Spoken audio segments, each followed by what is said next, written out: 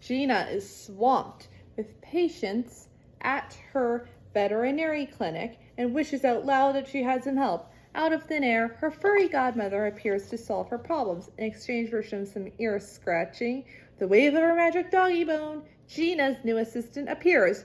Grover! He blows his whistle and tells everyone to vacate the pool until Gina points out her job is to take care of animals.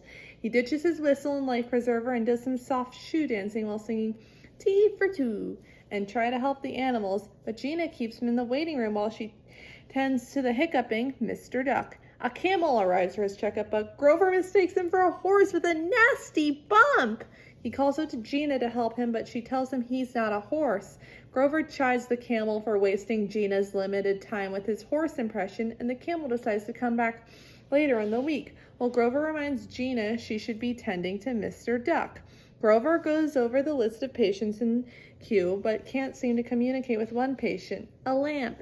He worries out of their well-being and calls Gina back out. She tells him the lamp is not alive. Oh no! Am I too late? Grover cries, and doesn't need her aid. Mr. Duck starts quacking and hiccuping again, and Grover once more reminds Gina she should get to work.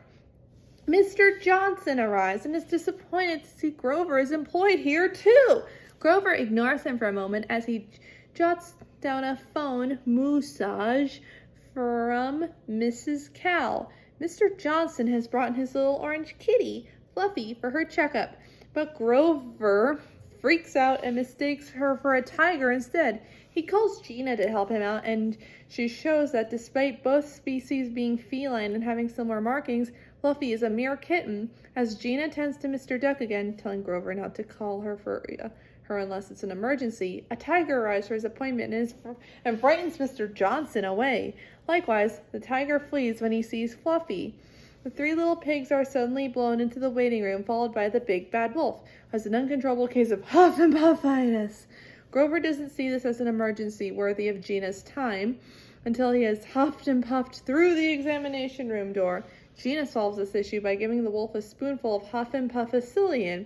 Grover doesn't think he's cut out to be a veterinarian's assistant when Mr. Duck reveals that Grover's crash surprised him enough to cure his hiccups.